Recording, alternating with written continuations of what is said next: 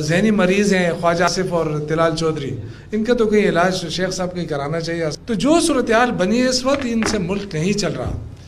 جو ان کو لے کر آئے وہ بھی شاید اب پچھتا رہے ہوں۔ 5300 ارب کا جو قرضہ ہے، یہ 5300 ارب کی جو کرپشن ہوئی ہے، یہ کہاں چلی گئی ہے؟ اس پہ جواب کیوں نہیں مل رہا ہے ہمیں؟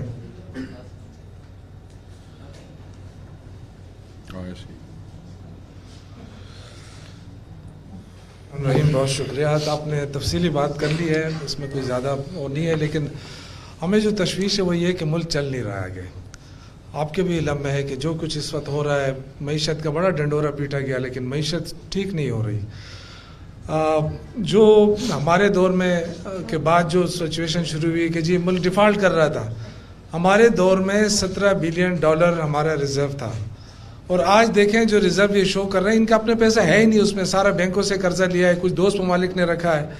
تو یہ ان کی صورتحال ہے، اور ہر مہینے میں ایک ہفتہ شہباز شریف صاحب ملک میں رہتے ہیں اور 3 ہفتے ملک سے باہر رہتے ہیں، اور جب بھی آتے ہیں دعویٰ کرتے ہیں کہ جی بہت بڑی انویسٹمنٹ لے کر آ رہے ہیں، MOU سائن کرتی ہیں جی، لیکن آپ دیکھ رہے ہیں کہ کوئی $1 کی انویسٹمنٹ نہیں آ رہی اس ملک کے اندر۔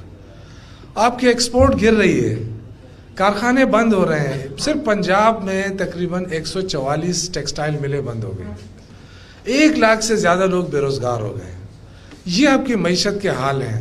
حکومت خوفزدہ ہے، بالکل ان سے حکومت چلنے کے کوئی نام ہی نہیں ہو رہا ہے۔ وہ جو 2 ذہنی مریض ہیں خواجہ آصف اور طلال چودھری، ان کا تو کوئی علاج شیخ صاحب کو کرانا چاہیے اچھا سا ہسپتال میں، اگر نہیں ہے تو کہ ان کے لیے ارینجمنٹ کرنی چاہیے کہ آئے روز۔ سنا ہے KP میں کوئی ہے وہ بلڈے جی بالکل ہے، بہت بڑا کوئی وہ۔ تو یہ جو ذہنی مریض ہیں ملک کے اندر تفریق پھیلانے کی پوری کوشش کرتے ہیں۔ آپ دیکھیں ایک طرف دعوت دیتے ہیں جی آئے مذاکرات کریں، ان کے پاس اختیار ہی نہیں ہے، یہ صرف میڈیا کے لیے ہوتا ہے کہ جی آئے مذاکرات کریں۔ کون سے مذاکرات کرنے ہیں آپ نے؟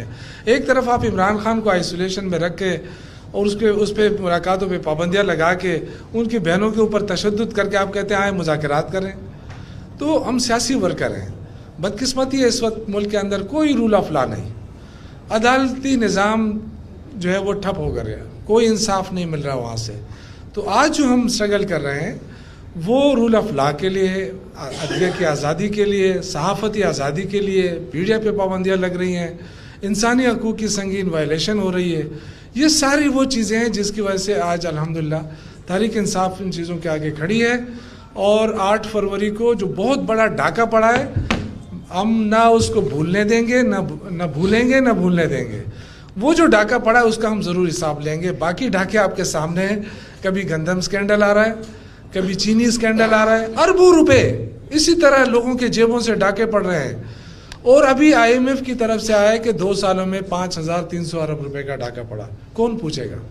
کبھی پوچھا ہے کسی نے اس کا جواب دیا ہے؟ کوئی جواب دینے کے لیے بھی تیار نہیں ہے۔ تو جو صورتحال بنی ہے اس وقت، ان سے ملک نہیں چل رہا۔ جو ان کو لے کر آئے وہ بھی شاید اب پچھتا رہے ہوں گے، کیونکہ ملک نہیں چل رہا آگے۔ دہشت گردی ان کی ناقص پالیسیوں کی وجہ سے بڑھ رہی ہے۔ کل میں سن رہا تھا پرائم منسٹر صاحب کہہ رہے تھے کہ جی کچھ لوگ جو ہے وہ سوات میں چھوڑے گئے، کچھ لوگوں کو باہر سے لایا گیا۔ تو بھائی صاحب اس میٹنگ میں تو آپ بیٹھے تھے، عمران خان تو اس میٹنگ میں گئے بھی نہیں تھے۔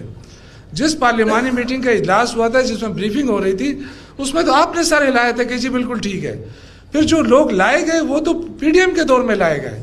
اگر وہ پالیسی غلط تھی تو آپ کو نہیں ایکسیپٹ کرنا چاہیے تھا، آپ کو روکنا چاہیے تھا۔ تو جو غلطیاں ہوئی ہیں میرے خیال سے وہ غلطیاں جو ہے اس کی وجہ سے آج جو ہے جو وفاق کی سطح پہ جو غلطیاں ہو رہی ہیں اس کا خمیازہ پوری قوم بھگت رہی ہے۔ آپ دیکھیں، صرف ایک چیز آپ دیکھیں کہ جب بھی نون لیگ کی حکومت آتی ہے تو آپ نے دیکھا ہوگا آٹے کی شارٹیج شروع ہو جاتی ہے خیبر پختونخوا کے اندر۔ یعنی آپ دیکھیں کہ آٹا بھی نہیں چھوڑتے ہیں، گندم بھی نہیں چھوڑتے ہیں۔ تو یہ اس ملک کے اس طرح کے حالات بنے جو غیر قانونی ہے۔ مطلب قانون میں ایسی کوئی بات نہیں ہے کہ ایک صوبہ دوسرے صوبے پہ کوئی پابندی لگائے۔ تو میں یہی عرض کرنا چاہتا ہوں کہ ملک چلانے کے لیے آپ کو عمران خان کو اور ان کے ساتھیوں کو باہر کرنا ہوگا، ریلیز کرنا ہوگا، ادروائز آپ کے پاس آپشن ہی نہیں ہے۔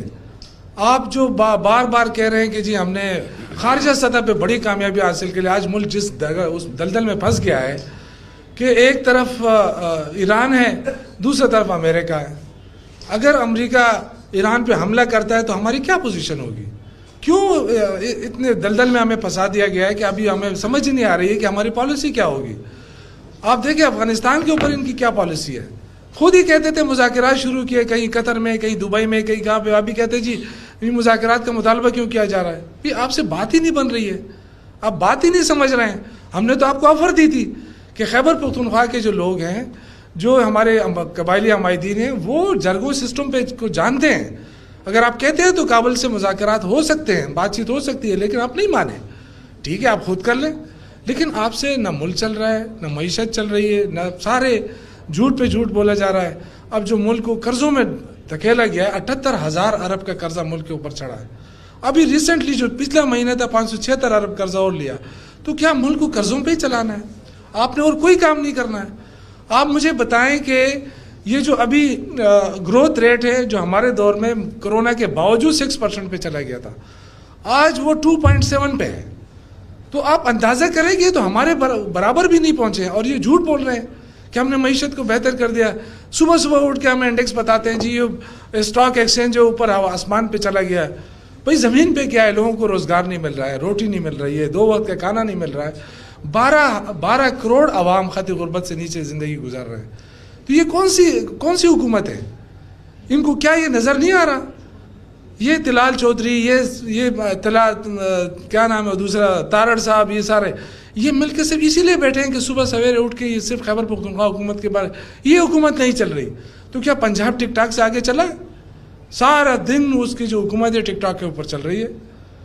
اور یہ جو سارے دعوے, جس طرح شیخ صاحب نے کہا کہ 17 سال سے پیپلز پارٹی کی حکومت ہے اور اتنی ایکسپوز ہو گئی ہے, اور دونوں نے مل کر ملک کو لوٹا ہے, دونوں ایک دوسرے کی غلطیوں پہ خاموش ہیں. تو یہ چیز آگے نہیں چلے گی. لوگ نہیں, اب جو الحمدللہ جو 8 فروری کو جو احتجاج ہوگا, پرامن احتجاج ہوگا, لیکن ہوگا.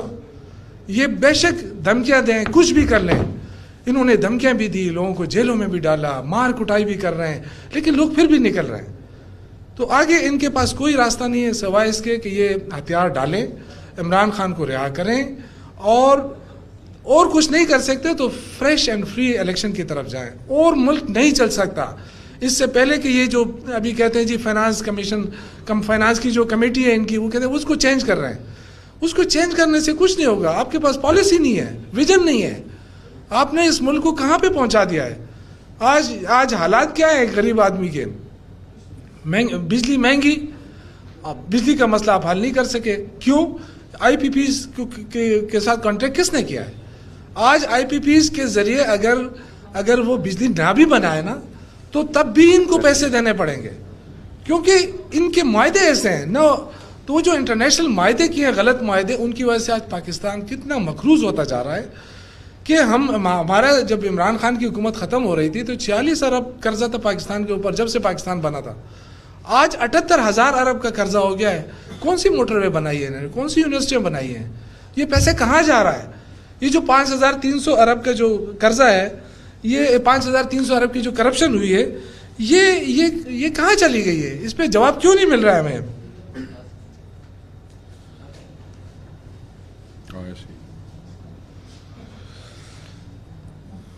اچھا, ایک نہیں کہ یہ بڑا ظلم ہو رہا ہے کہ خیبر پختونخوا کے ساتھ کوئی بڑا منصوبہ نہیں دیا جا رہا, اور جو منصوبے دیے ہیں وہ اس کو فنڈ نہیں دیا جا رہا.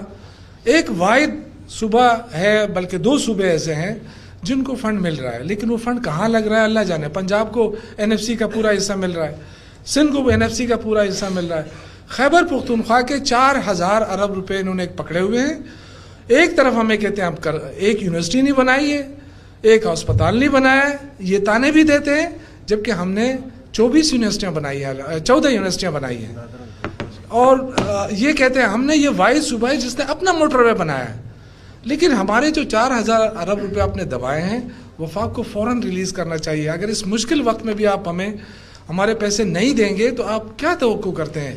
اگر آج یہ صوبہ فرنٹ لائن صوبہ نہ بنے, دہشت گردی کو نہ روکے, دفاع نہ کرے, تو کیا ہوگا؟ ان سے تو ویسے ملک نہیں سنبھالا جا رہا. آگ لگتی ہے, ان کے پاس کوئی وہ نہیں ہوتا کہ یہ آگ بجھا سکے. اور سندھ کے اندر آپ دیکھیں گٹر کے اوپر ڈھکن نہیں لگا سکے ابھی تک, کہ لوگ بچے بیچارے مر رہے ہیں. ٹریفک نظام کو درست نہیں کر سکے. تو یہ وہ چیزیں ہیں جو میں آپ کو بتا رہا ہوں کہ پورے پاکستان کو انہوں نے ایک وہ بنا دیا ہے. آگے ان سے اور چلنے والا نہیں ہے یہ نظام. اس نظام کو بچانے کے لیے جس طرح یہ بار بار کہہ رہے ہیں کہ عمران خان ایریلیونٹ ہے, عمران خان کے نام لینے پہ پابندی لگ گئی ٹی وی کے اوپر, لیکن آپ دیکھ رہے ہیں کہ صبح شام جتنے بھی ٹاک شو ہوتے ہیں, ان کی جتنی تقاریر ہوتی ہے, مریم بی بی جتنے خطاب کرتی ہیں, عمران خان سے شروع کرتی ہے, عمران خان پہ ختم ہوتی ہے. سہیل افریدی کے خلاف کتنے الزامات لگائے, ایک الزام بھی ثابت نہیں کر سکے. کبھی کہتے ہیں یہ افغانستان کا سے تعلقات رکھتا ہے, کبھی کہتے ہیں دہشت گردوں کے ساتھ ان کا تعلق جڑا ہوا ہے, لیکن کوئی ٹھوس ثبوت نہیں. میرے خیال سے جو جھوٹ بولا ہے انہوں نے, جو پی کا قانون ہے, یہ ان کے خلاف لاگو ہونا چاہیے. ایک سٹنگ چیف منسٹر 4.5 کروڑ عوام کے منتخب نمائندے کے خلاف شروع دن سے لے کے آج تک مسلسل ان پہ الزام تراشی ہو رہی ہے, لیکن بجائے اس کے کہ وہ اس صوبے کو سنبھالا دیں, دہشت گردی کے خلاف ہمارا ساتھ دیں. جو ہم کہہ رہے ہیں کہ جس طرح شیخ صاحب نے کہا, دہشت گردی کا تو مسئلہ ہی ہمارا ہے, ہم تو اس کو حل کرنا چاہتے ہیں. ہم نے اے پی سی کیوں بلائی؟ اے پی سی میں ساری جماعتوں نے ایک موقف اختیار کیا, انہوں نے اس کا سجیشن بھی دیا ہے, لیکن وفاقی حکومت نے اس کا ایک جواب تک نہیں دیا ہے, کوئی رد عمل شو نہیں کیا ہے.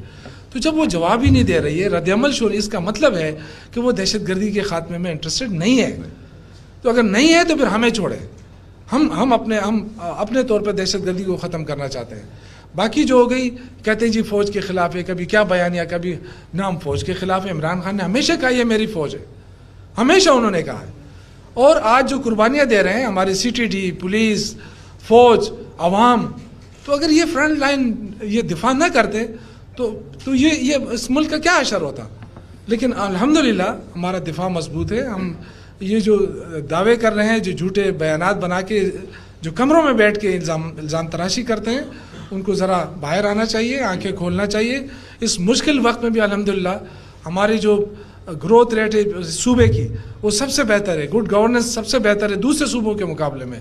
گوئے کہ یہاں دہشت گردی ہو رہی ہے, امن و امان کافی خراب ہے اس 3-4 ضلعوں کے اندر, لیکن الحمدللہ اس کے باوجود ایک مقابلہ ہو رہا ہے. کبھی ہتھیار نہیں ڈالے ہیں, لیکن جو وفاقی حکومت کر رہی ہے اس کا خمیازہ قوم بھگت رہی ہے. تو میں آپ کا شکریہ ادا کرتا ہوں, آپ نے اتنا بس ٹھیک بس ہے, بہت شکریہ. اس میں ایک چیز انہوں نے بات کی شوکت بھائی نے, بس 1 لائنر